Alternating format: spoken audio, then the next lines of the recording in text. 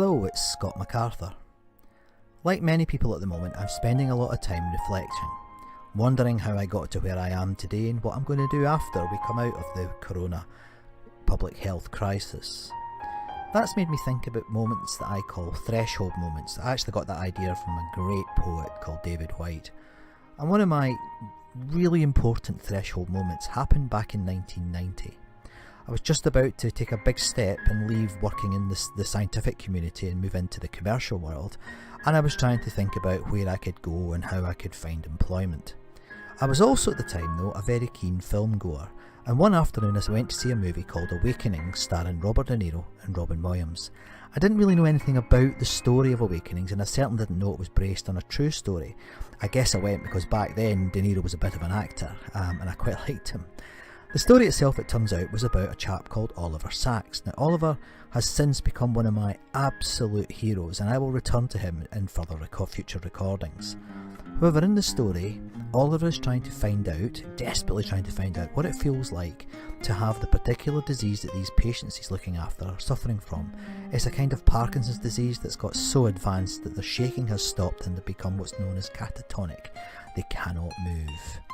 At one point though, he manages to revive the patients by giving them what's called L-DOPA, and as they revive he asks them lots and lots of questions, and one of the particular patients, the character that De Niro plays, helps him by using a Ouija board to identify how he feels. The word panther comes up. Now, Oliver Sacks has no idea what the panther's about at this point, and he goes off to the library and he discovers, also within the work, a chap called Rainer Maria Rilke, who it turns out had written a poem about the panther, or De Panther in German. That poem tries to describe what it's like to be isolated, to be stuck inside, and I think that may resonate with some people today who are living with being stuck inside as a consequence of the coronavirus. This particular version is the English translation by Stephen Mitchell, The Panther. His vision from the constantly passing bars has grown so weary that it cannot hold anything else.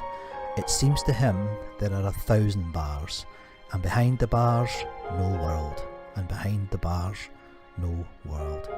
As he paces in cramped circles over and over, the movement of his powerful soft strides is like a ritual dance around a centre in which a mighty will stands paralysed. Only at times the curtain of the pupils lifts quietly. An image enters in, rushes down through the tense, arrested muscles, plunges into the heart and is gone.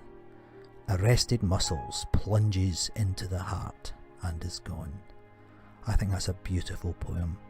That was Rainer Maria Rilke and the poem The Panther.